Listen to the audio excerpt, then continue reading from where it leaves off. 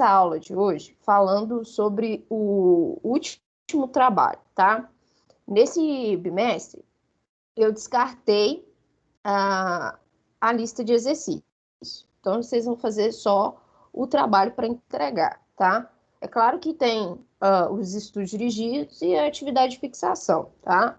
Mas nós vamos fazer um pequeno trabalho, tá? Vocês vão fazer um pequeno trabalho para apresentar no final, tá? Bom, esse trabalho vai ser um pouco simples, assim, não vai ser nada tão extravagante, tá? Vai ser um trabalho em grupo, ok? Ele vai valer 15 pontos. A entrega dele vai ser no último dia do bimestre, tá? Então, o que vai ser esse trabalho? Esse trabalho vai ser, vocês vão elaborar uma proposta para uma habitação popular. Como assim? Vocês vão pegar aquele projeto que eu passei para cada grupo, onde vocês fizeram o pré-dimensionamento em estrutura de concreto armado. Vocês vão pegar aquele projeto são de casas populares da Prefeitura de BH. Eu fiz algumas modificações, mas enfim, são projetos de casas populares, tá? Então, vocês vão pegar esse projeto e, de acordo com os requisitos que eu passei aqui, vocês vão propor, tá, uma estrutura, tá, para esse projeto. Não vale estrutura de concreto armado, tá? Já vou logo avisando. Quais são os requisitos? Custo baixo, tá? Quando a gente fala de projeto habitacional, né, a gente sempre pensa no custo. Por quê? Porque não vai ser uma casa só, vão ser várias casas, tá?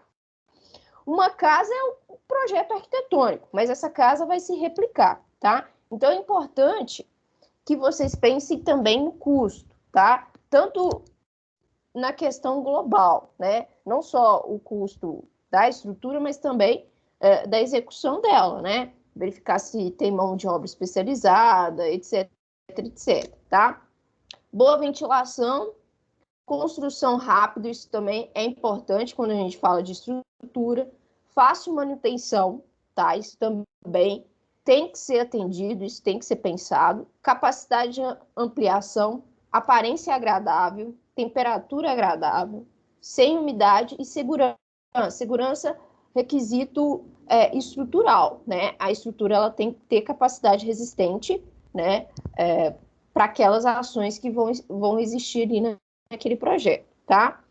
E adequação com o projeto arquitetônico, ou seja, tem que ser adequado com aquele projeto que vocês já estudaram, tá? Para concreto armado. Nesse caso, vocês vão optar por construções alternativas, tá? E aqui eu já até dei algumas alternativas que a gente já comentou. Hoje a gente vai falar sobre estruturas metálicas, tá? Também pode ser utilizado.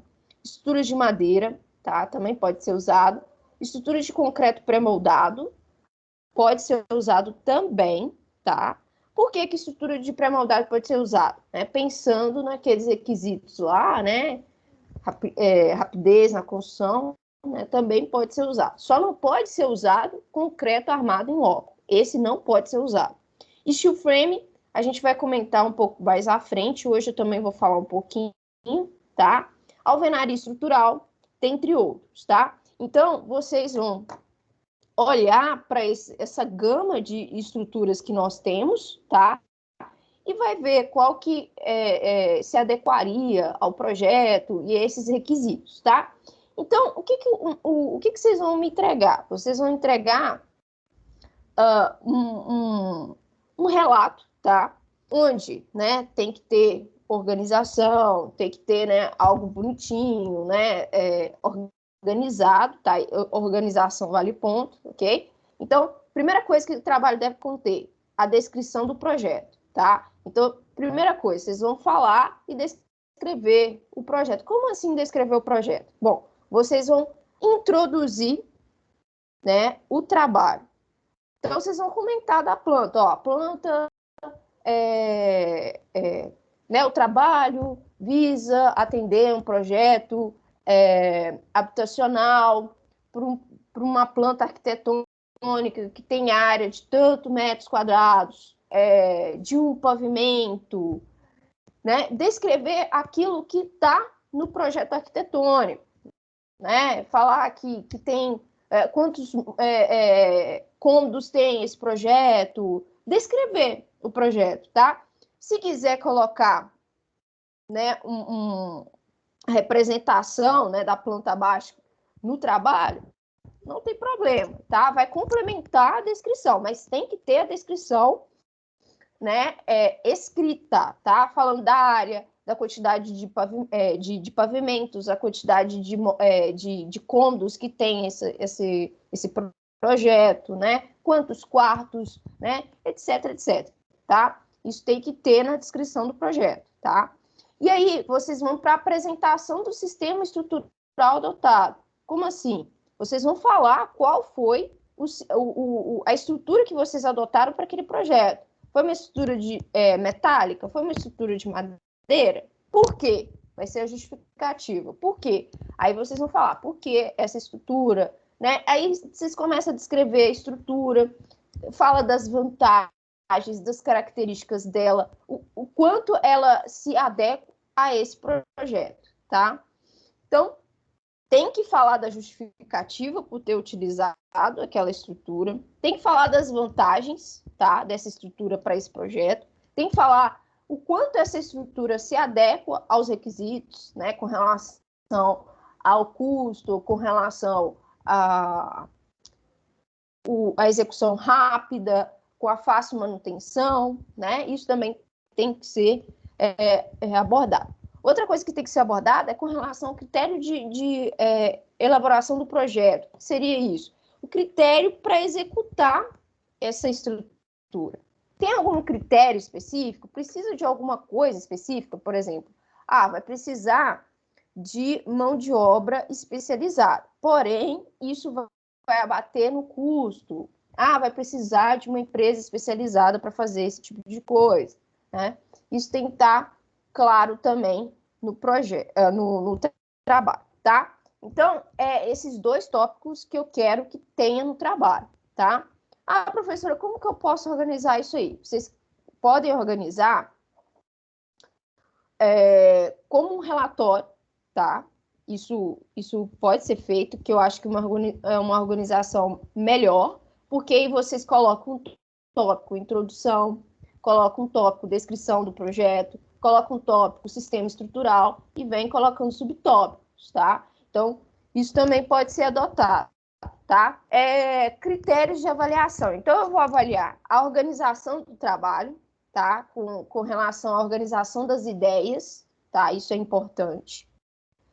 E atendimento aos requisitos do projeto. Então, eu vou avaliar muito esse segundo tópico aqui, ó, o sistema estrutural adotado. O que vocês observaram com relação à estrutura e o que foi exigido. Então, eu vou olhar muito isso também. E como vocês justificaram, isso também é importante. A criatividade, como assim criatividade, tá? Como vocês pensaram a busca, né, por informações a respeito desse tema, materiais extremamente diferentes que não foram abordados, né, algo inovador, tá? Isso vai ser interessante, né, vai enriquecer o trabalho, então isso também eu vou analisar. Com relação, né, a organização também, assim, imagens, né, a forma que foi apresentado esse sistema estrutural e tudo mais, né, que, né, eu não disse para fazer, mas vocês tiveram empenho de fazer, então eu vou avaliar também, né, com algo a mais, tá? Então, no total, nós vamos ter 15 pontos, tá? Então, esse vai ser o trabalho de vocês, tá? Fazer essa escolha desse sistema estrutural, tá bom? Dúvidas, gente, a respeito desse trabalho? Alguma coisa que queiram ressaltar a respeito, perguntar?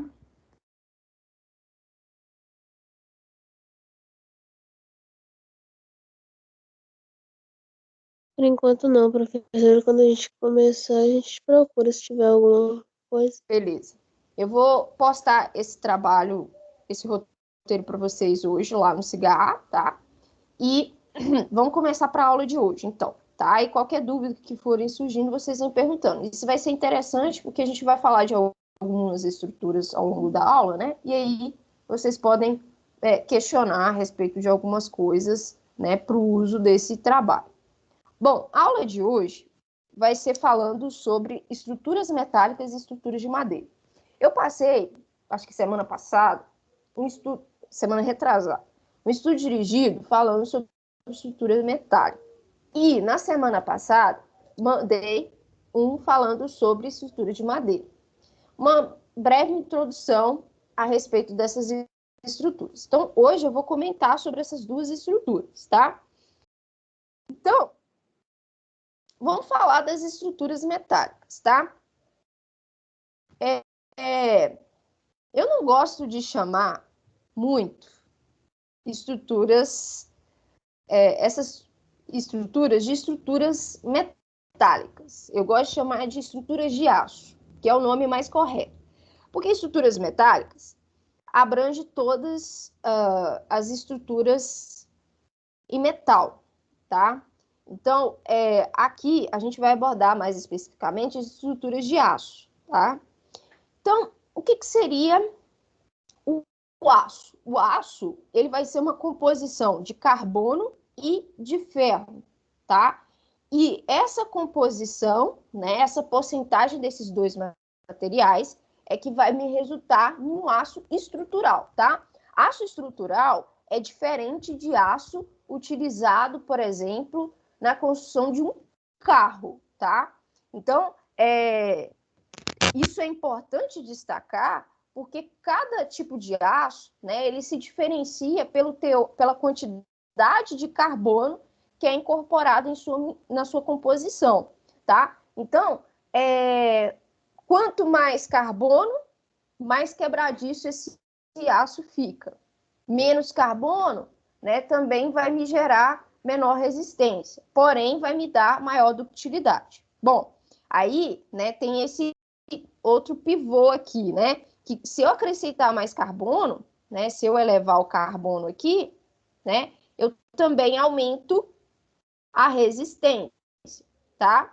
Só que ele fica mais frágil, né? Então, eu vou ter um aço mais quebradiço, porém com maior resistência. Só que isso não é interessante para estruturas civis, tá?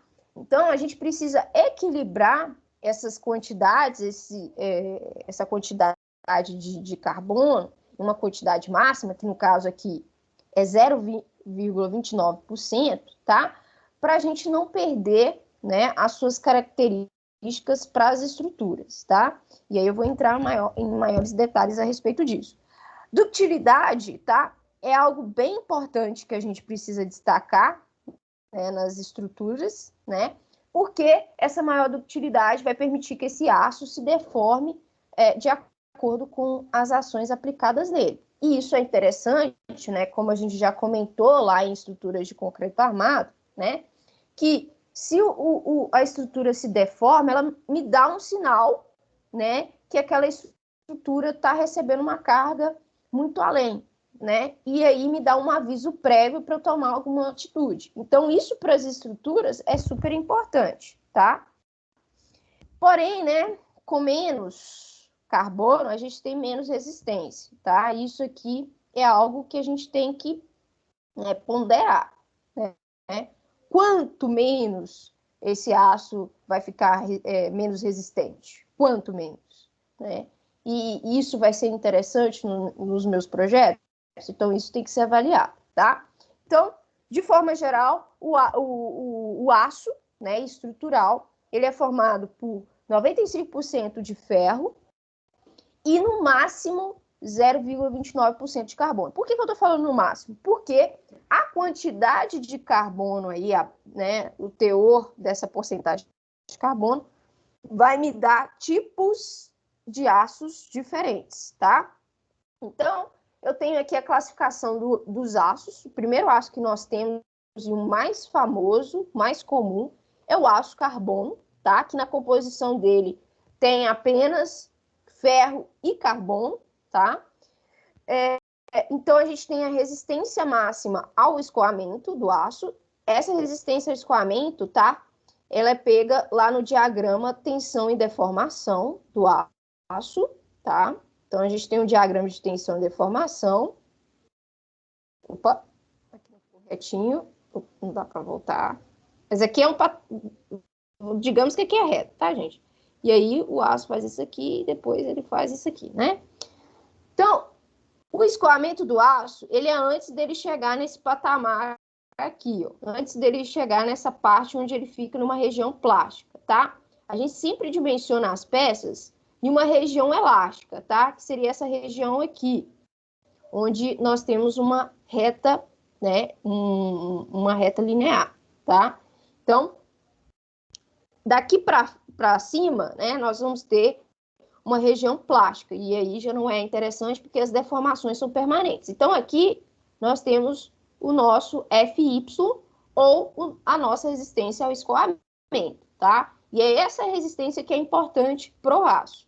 Então, a resistência ao escoamento máximo para esse aço carbono é de 300 MPa, tá? Então, a quantidade que a gente tem de carbono inserida nesse tipo de aço é de 0,15 a 0,29%, tá? Então, ele vai lá do mínimo até o máximo, né, de teor de carbono que a gente pode colocar nessa mistura, tá? Então, a gente vai poder ter resistências menores do que 300 MPa. Aço de baixa liga e alta resistência.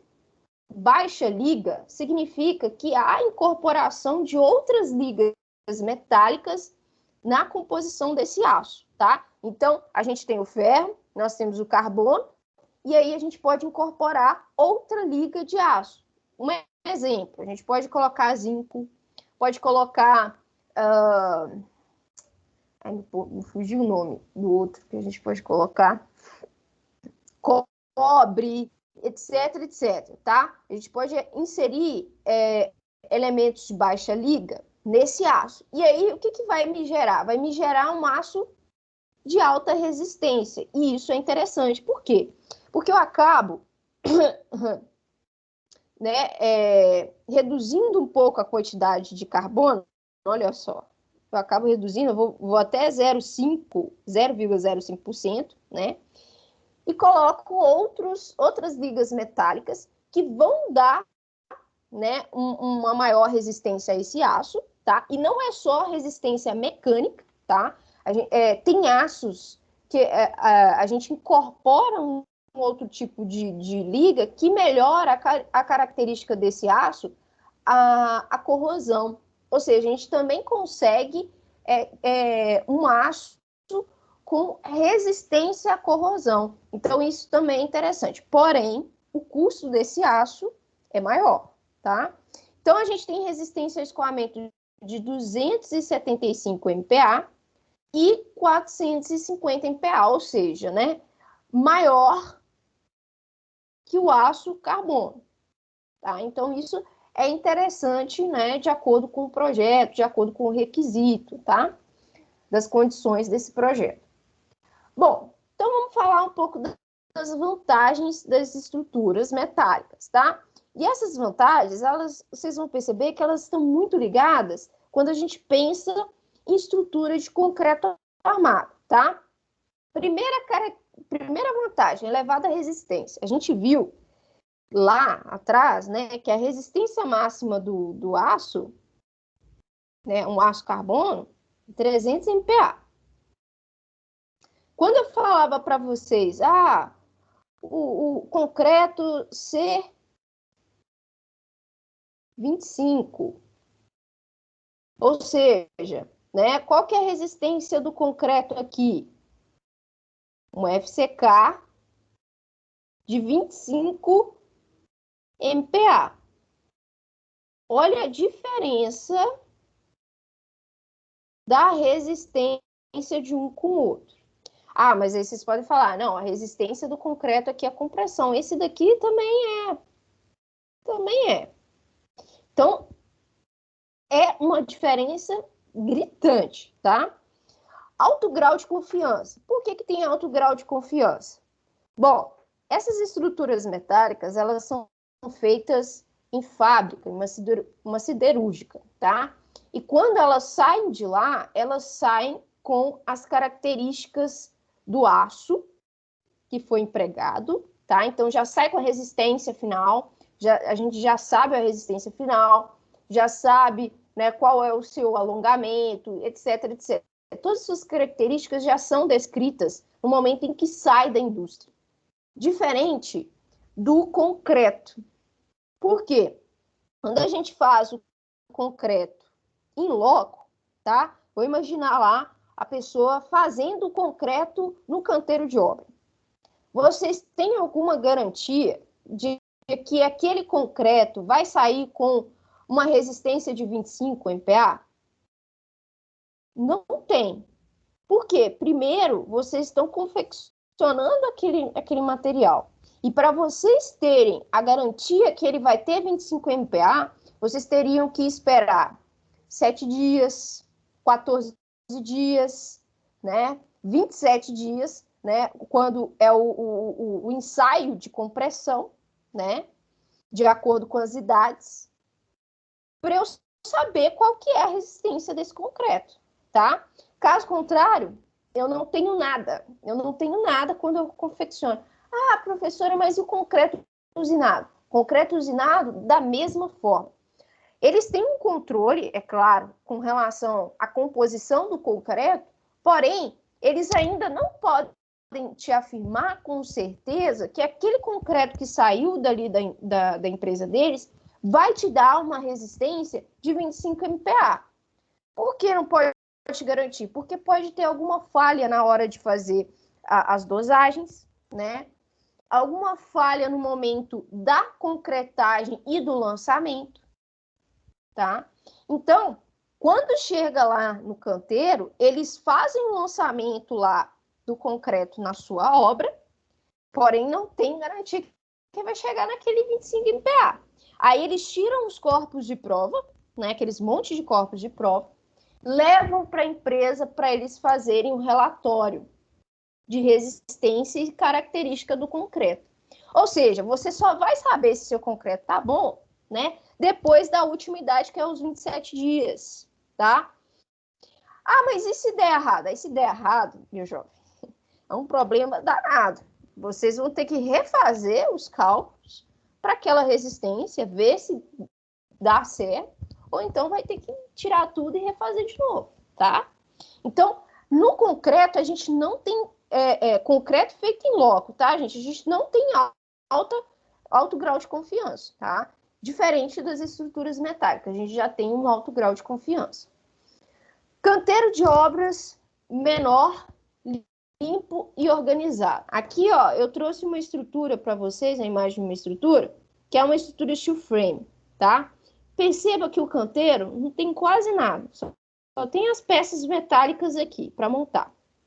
Ou seja, o canteiro de obras, ele fica com uma área reduzida, tá? Vocês podem trabalhar com uma área bem menor. Não precisa daquela quantidade de cimento, não tem aquela quebradeira, não tem, né, aquele espaço para fazer a armadura, né? Não precisa a área para fazer a forma, né? As formas de madeira.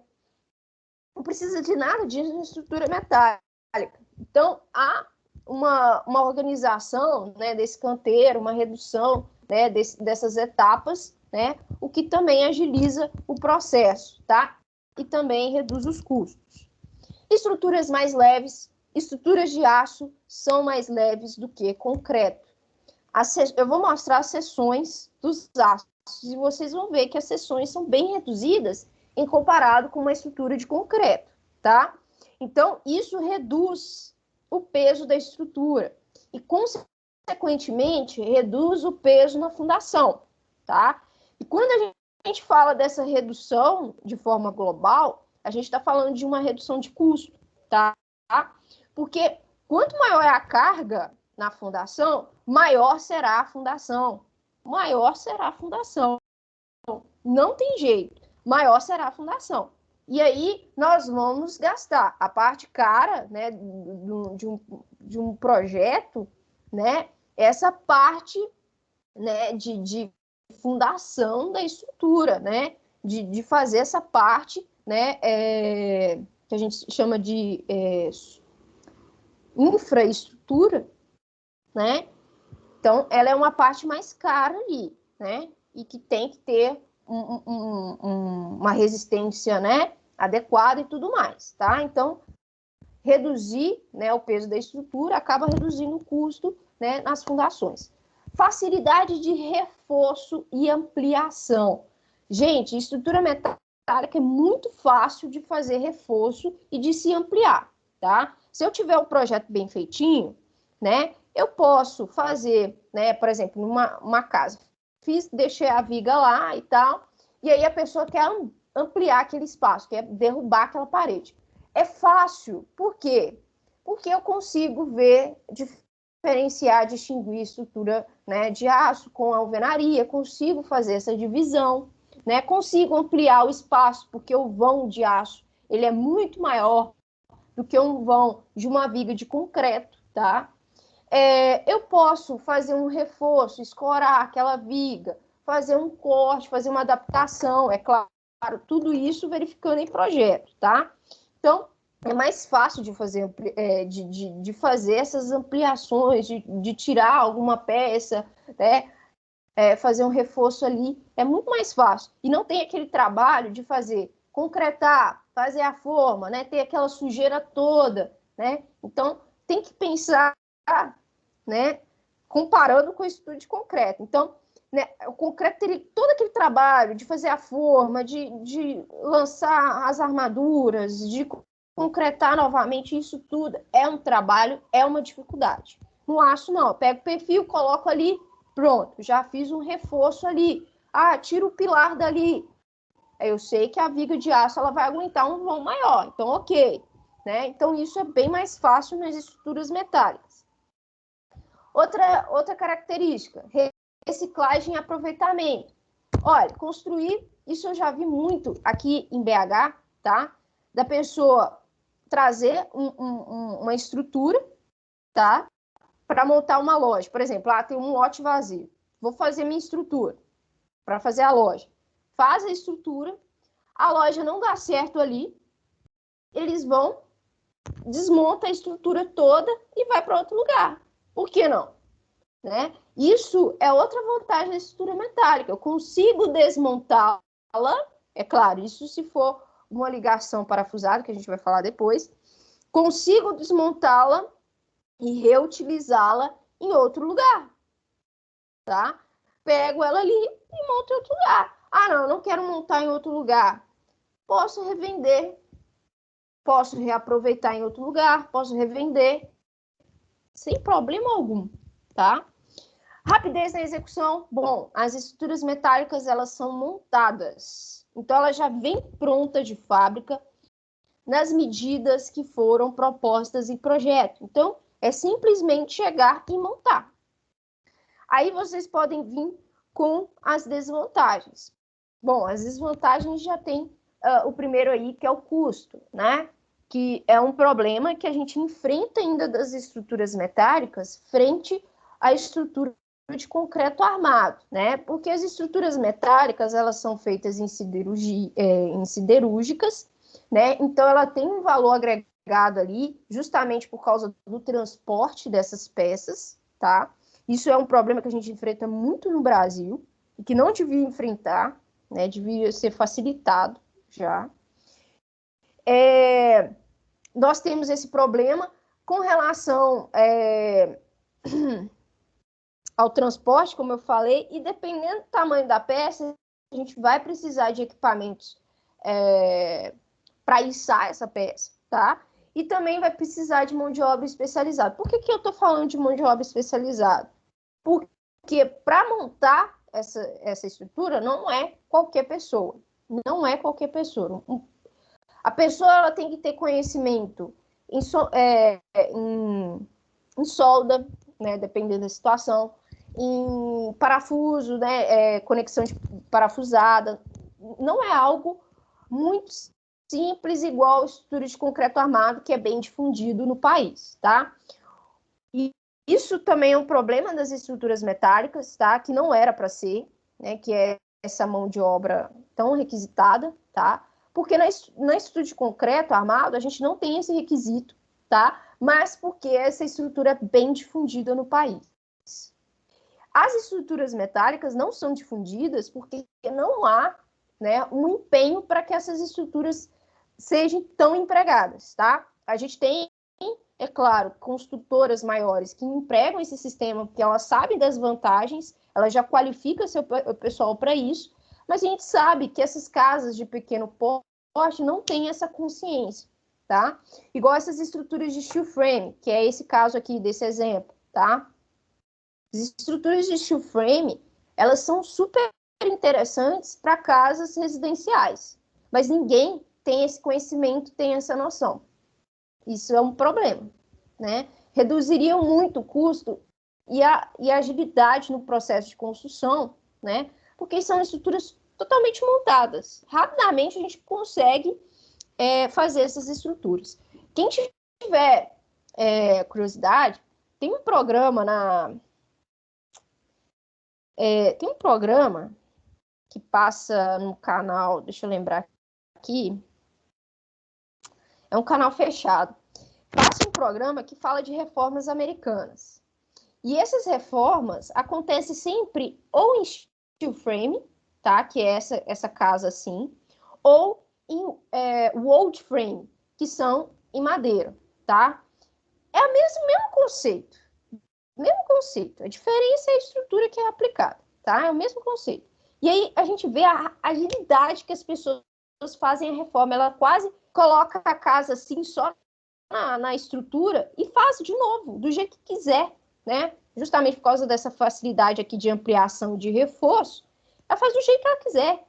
E tem umas reformas que são mulheres que fazem. Então, tipo assim, elas nem precisam de mão de obra especializada, elas mesmas podem ir lá e fazer. Então, lá tá tão difundido isso que, com relação ao custo de mão de obra, isso não existe. Que é algo que a gente enfrenta aqui no Brasil, infelizmente. E se fosse utilizado aqui no Brasil, essas casas aí não tinham tanto problema quanto a gente vê hoje. Seria construções super rápidas, né? Infelizmente, né? Então, ó, propriedades mecânicas para o aço, tá? Então, quando a gente fala de aço para as estruturas, a primeira coisa que a gente tem que pensar nesse aço é a ductilidade. Isso aqui vai ser importante e essencial. E homogeneidade. A gente tem que ter uma peça totalmente homogênea, com características todas iguais, tá? E a gente vai conseguir porque com um só bloco de aço, digamos assim, a gente consegue fazer um perfil de aço que tem uma mesma característica, tá? Então, isso também é importante. E soldabilidade. Por que os aços precisam ter característica de soldabilidade? Como eu disse para vocês, nós temos duas ligações para as estruturas metálicas. Ligações parafusadas, né, onde a gente vai lá, né, liga o material com o outro e coloca parafuso ligando. Ou a gente liga dois materiais com solda. Então, esse material, esse aço, ele tem que ter aderência a essa solda, que seria uma cola. E se ela não tiver essa aderência, não faz sentido nenhum usar solda, tá? Então, isso é um dos requisitos também fundamentais para as estruturas de aço, tá? Então, outra coisa que é importante que esse aço tenha é uma relação entre tensão resistente e de escoamento, tá?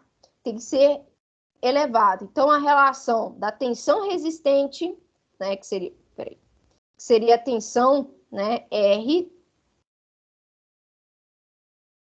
sobre FY, tem que ser elevada, tá? Senão não faz sentido nenhum, tá? Não faz sentido nenhum utilizar essa peça, tá? É fundamental que essa relação entre essas duas tensões seja alta, tá? A relação, essa tensão resistente seria a tensão que a gente tem para o material, tá? Tem que ser maior do que o do seu escoamento. Bom, falando das propriedades, eu não vou entrar em detalhe com relação às propriedades mecânicas, tá? Mas a gente tem diversas que eu passei para vocês no estudo dirigido, tá? E aí a gente vai fazer uma questão justamente falando sobre essas propriedades mecânicas, só para vocês relembrarem, tá? Então, na questão, ela fala o seguinte: no que se refere ao aço, metal que é utilizado em estruturas metálicas, ductilidade é o quê? Ductilidade é a capacidade de absorver energia mecânica em regime elástico. É a capacidade que o material tem de se deformar sob a ação de cargas. É a energia total que o material pode absorver por unidade de volume até a sua ruptura. É a resistência ao risco ou abrasão. É a ruptura do material sobre o efeito de esforços repetitivos em grande número. E aí, o que vocês acham que é a ductilidade? Eu até cheguei a falar com vocês no início da aula. Podem responder no chat aí, tá, gente? Pedro falou que é a letra B. E aí? Capacidade que o material tem de se deformar sobre a ação de carga. Samira também respondeu letra B. Bom, gente, vamos ver as outras aqui, tá? Capacidade de absorver energia mecânica em regime elástico, tá? Essa capacidade mecânica seria a área debaixo da curva, tá? Daquele gráfico tensão e deformação, tá? Gráfico tensão e deformação do aço é mais ou menos assim, tá? Então, a gente tem aqui, debaixo da curva, essa energia absorvida, tá? Isso aqui é chamado de resiliência. Então, isso é resiliência. Então, não pode ser a letra A. A letra B fala assim, capacidade que o material tem de se deformar sobre a ação de carga. Isso é a definição pura e clara de ductilidade, tá? Então, a resposta correta é a letra B, tá? Então, a Bárbara, a Samira e o Pedro responderam corretamente. Letra B, é a capacidade de se deformar sobre a ação de carga, tá? E essa é uma característica importante quando a gente fala de aço, tá? Letra C, energia total que o material pode absorver por unidade de volume até a sua ruptura. Isso aqui é tenacidade.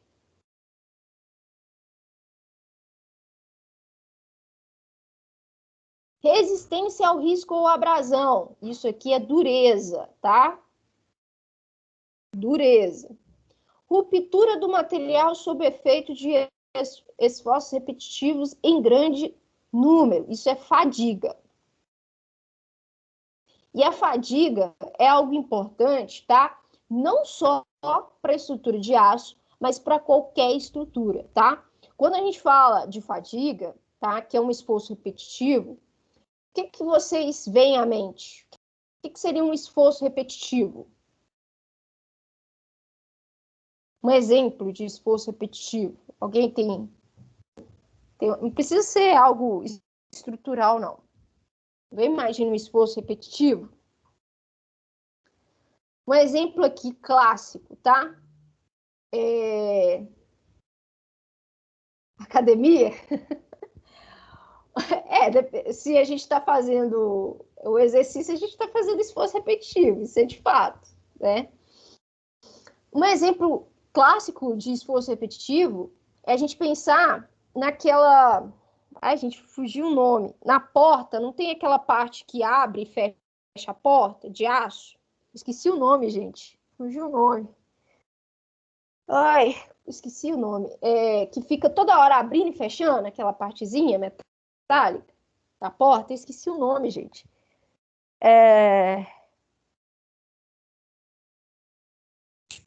Ai, veio o nome, mas fugiu. Aquela pecinha que fica abrindo e fechando a porta, ela sofre com esforço de fadiga, tá? Porque ela toda hora fica naquilo. Abre e fecha. Você sempre abre e fecha a porta. Dobradiça. Muito bem. Obrigado. Dobradiça. Dobradiça. Então, toda vez que abre e fecha a porta, você tem esse esforço repetido. Toda hora repete esse esforço, tá? Então, é um efeito da fadiga. Isso é um exemplo clássico, tá? Outro exemplo clássico, agora voltado para a estrutura, é a ação em pontes, tá? Então, quando a gente tem uma ponte, a gente percebe que há um grande volume de carro passando, né? E às vezes não passa carro, às vezes passa o caminhão e o carro, passa carros e caminhões ao mesmo tempo. Então, é um esforço repetitivo, tá? Em grande número, né? Dependendo da situação. Então, é algo que provoca fadiga. Entendeu? Então, isso é algo um pouco preocupante, porque isso pode provocar a ruptura do material, mesmo que seja abaixo da sua resistência. Por exemplo, a resistência do aço é aqui, no FY. Se tiver um esforço de fadiga, esse valor de ruptura dele pode estar aqui embaixo. Então, ou seja, abaixo daquilo que a gente previu. Então, isso é perigoso, tá? Não só para o aço, mas para o concreto. Qualquer material que a gente for empregar, principalmente em elementos tipo pontes, a gente tem que fazer essa verificação, tá? Bom, continuando aí, vou falar sobre os perfis laminados, tá? A gente tem basicamente dois perfis que a gente utiliza em estruturas de aço, os perfis laminados e os perfis soldados. Vamos ver a diferença entre os dois. O perfil laminado, ele é obtido através da transformação mecânica do metal através de um processo chamado laminação, tá?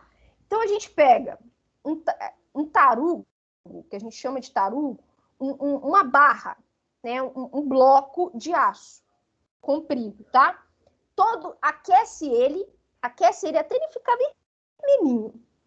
vermelhinho, laranja, né? Amarelado. E aí, a gente passa por uma série de rolos, tá? Uma série de rolos, esses rolos aqui, que a gente chama de laminador, tá? Então, o aço tá quente, e aí quando ele tá quente, ele tá no estado mais maleável, que a gente fala, e aí a gente consegue conformá-lo de acordo com o formato que a gente quer. Então, a gente vai passando nesses cilindros que vai conformando ele conforme a gente quer, tá? E vai trazendo na seção transversal desejada. Então, a gente tem diversas seções. Esse daqui é uma seção que a gente chama de seção U, tá? Então, ele tem essa característica aqui, ó, que parece um Uzinho, né? Nós temos a seção T, seção cantoneira ou seção L, e aqui a gente tem nossos queridos perfis I ou H, tá? Então, a gente pode conformar conforme essas seções, tá? Essas seções transversais. Então, nesse caso, né, o tarugo, ele tá retangular, tá, gente? O tarugo tá assim, ele entra assim. Aí eu passo os rolos e vou conformando ele até chegar nessa configuração. Ou seja, eu vou comprimindo a seção, né, até chegar na seção transversal que eu desejo, tá? Isso vai resultar, como eu estou usando uma barra, um tarugo de aço único, vai me resultar em uma homogeneização física e a gente vai reduzir os efeitos locais desse aço, tá? O aço, quando ele tem um problema que você viu que a gente esquentou ele para fazer essa deformação. E essa coisa de esquentar e resfriar o aço provoca alguns efeitos, tá? E no caso dos perfis laminados, esse esquentar e esfriar não provoca efeitos tão consideráveis. É lógico que existe, mas não são tão significativos como os perfis soldados, que eu vou explicar mais à frente, tá? Bom, então aqui está a configuração, né? Como que é feito. A gente faz isso em chapas. Então, a gente vai ver que todos os perfis, eles são feitos com elementos laminados, tá? Não tem jeito. Todos os perfis, a gente vai ver que há um processo de laminação no início, se for feito por chapas, tá? Porque chapas são feitas através de laminadores, tá? Então, a gente pega um tarugão, que é esse tarugo aqui, ó. Isso aqui que é um tarugo de aço aquecido, e conforma ele de acordo com a seção que eu desejo, tá? E aqui, ó, tem os laminadores para a gente fazer os perfis I e H. Então, aqui, ó, começa com essa seção retangular. E aí vai passando por esses rolos aqui, vai conformando, até chegar na configuração final. E a gente também usa a laminação para obter barras redondas, tá? Então, aquelas barras que a gente utiliza lá no concreto armado, ela vem dessa configuração aqui, né, da laminação. Então, aqui, ó, nós temos uma indústria,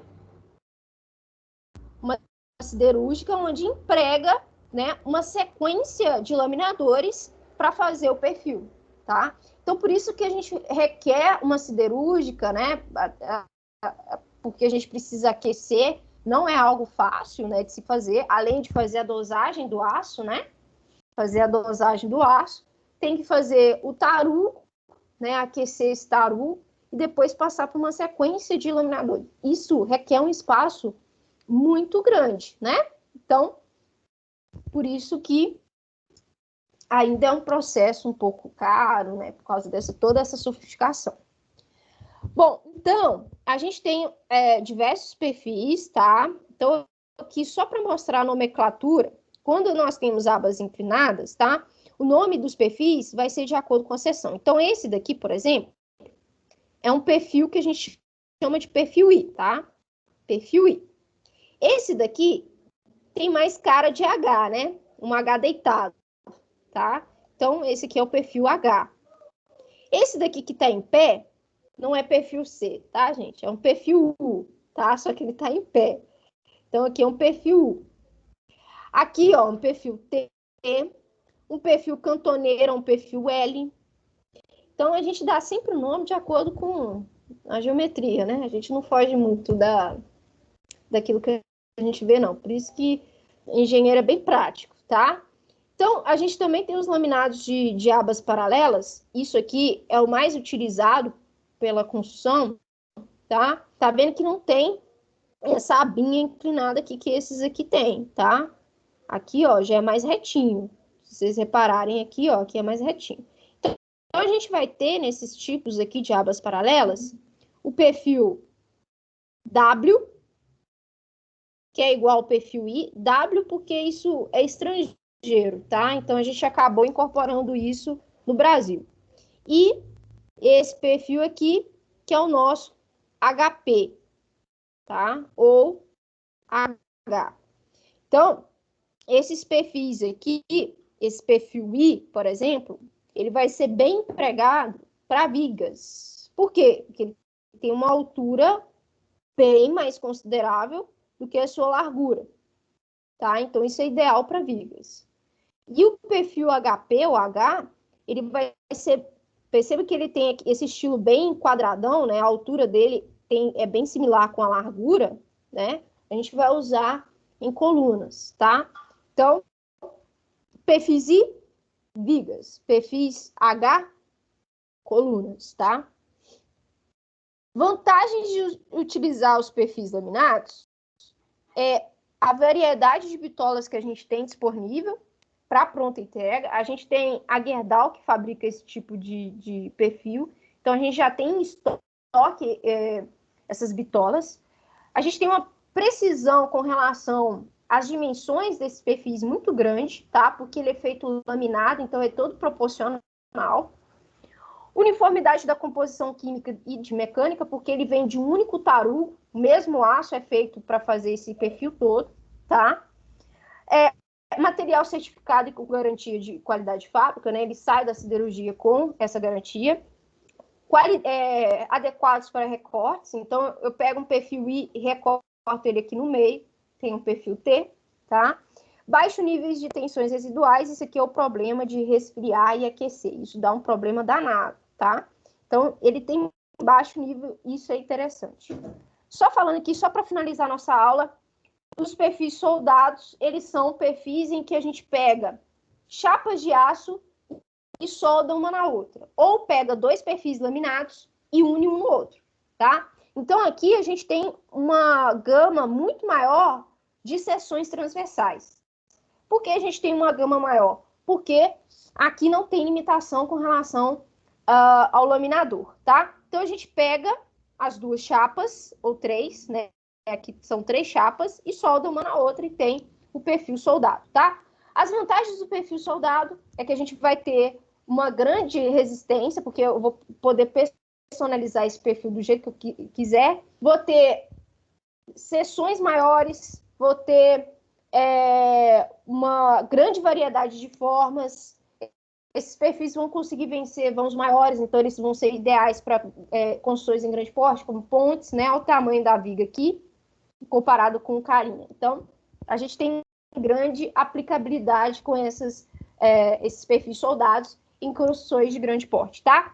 Então, com relação ao aço, é isso. Depois eu termino de falar sobre isso e depois a gente entra na madeira, tá ok, gente? Desculpa o atraso aí.